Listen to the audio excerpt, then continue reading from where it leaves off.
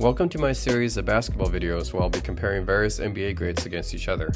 I'm doing this because I find that a lot of the basketball videos comparing players on YouTube are too focused on the big names, and sometimes compare players from different positions.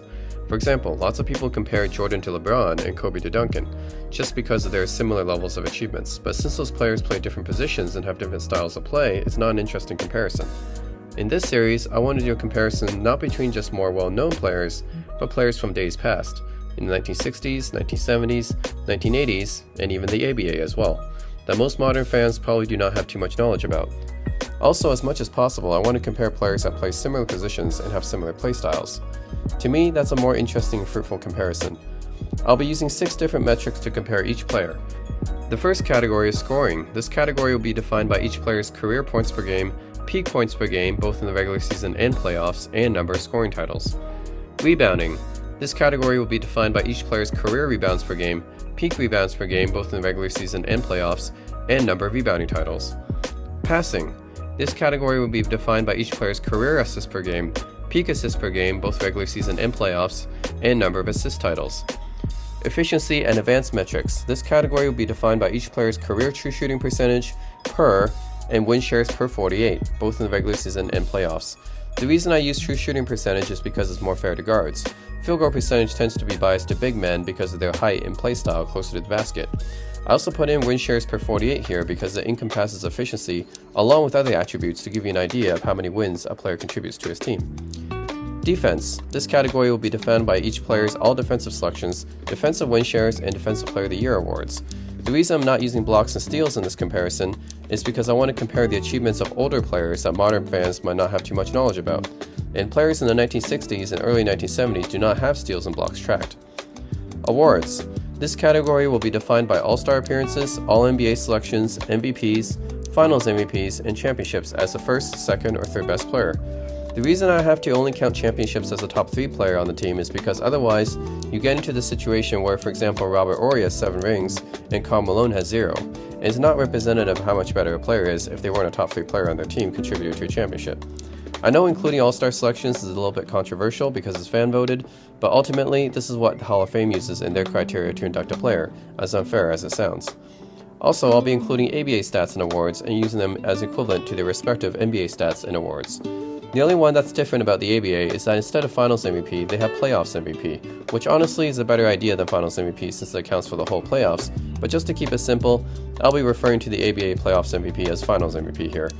Also, no All-NBA third team selections are counted, because All-NBA third teams weren't added until the late 80s, which is unfair to older players. Also, I'm not using any career total stats because that's a longevity thing. For example, no one would say that Karl Malone was a better scorer than Michael Jordan, even though he has more total points. And of course, this is only going to be my opinion from comparing the available metrics, since I have not watched most of these players live, or even been born when some of these players have been playing. And to keep it fair, I'm judging them based on how they did in their own era. No time travel or what if this NBA player played in today's era or the 1960s, none of that. I'll be strictly basing their stats and accomplishments within their own era against that era's competition, which makes the most sense to me. So I hope you guys enjoy this comparison video and hopefully learn something new from it.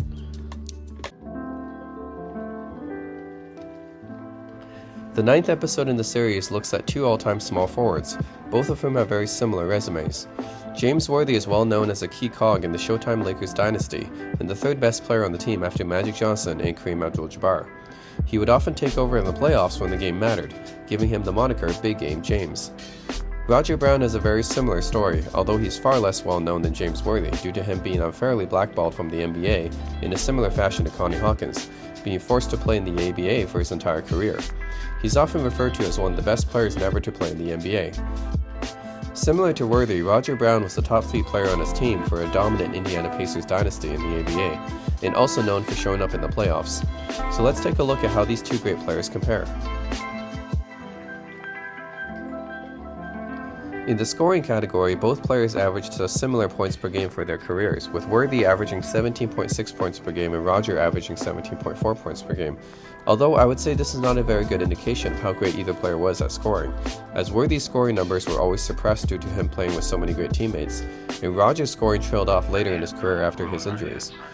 Worthy peaked at 21.4 points per game in 1991, and true to his nickname Big Game James, averages a more hefty 21.1 points per game in the playoffs, peaking at 24.8 points per game in 1989. Roger Brown's nickname the Raja and the Man of 1,000 Moves belie his ridiculous scoring talents, especially 1-versus-1. Very few people have seen Roger play in his prime, but he was as hard to guard as any all-time great, peaking at 23 points per game in 1970, upping his regular season average to 18.7 points per game in the playoffs, and peaking at a more dominant 28.5 points per game in 1970, giving a hint of just how good the Raja was in his prime. This scoring comparison brings flashbacks to my episode 6 where I compared Connie Hawkins to Billy Cunningham. In that episode I called it a tie because although Hawkins had a higher peak at his prime, Cunningham was a more consistent scorer throughout his career. However, there's an argument you can make that Hawkins was actually the better scorer if we're going by primes. This case is very similar as Worthy's numbers were more consistent than Roger's, but Roger clearly had the higher peak, especially in the playoffs. Again, you can make an argument that Roger is the better scorer here going by primes, and it brings up the question of should I be judging these categories based on primes or on their overall careers. This decision is hard, so just like in episode 6, I'm going to go with a compromise and call this category a tie. This category is pretty close as both players could rebound fairly well. Worthy averaged 5.1 rebounds for his career, peaking at 6.4 per game in 1985, and 5.2 rebounds per game in the playoffs, peaking at 6.7 per game in 1989. Roger averaged 6.2 rebounds for his career, peaking at 7.4 per game in 1970, and 6.4 per game in the playoffs, peaking at a considerable 10.3 per game in 1968. Roger averaged a bit more rebounds for his career and playoffs and also peaked higher, so this category will ultimately go to him. This category is also pretty close as both players had similar peaks with passing as well, although neither player could be considered a point forward or a main playmaker. Worthy averaged 3 assists per game for his career, peaking at 4.7 per game in 1992, and 3.2 assists per game in the playoffs, peaking at 4.4 per game in 1988.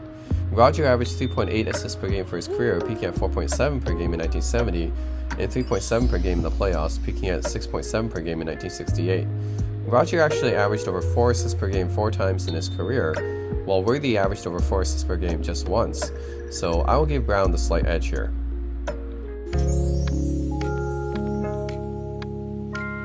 In the efficiency and advanced metrics category, it's very close as both players have very similar true shooting percentage, PER, and win shares per 48.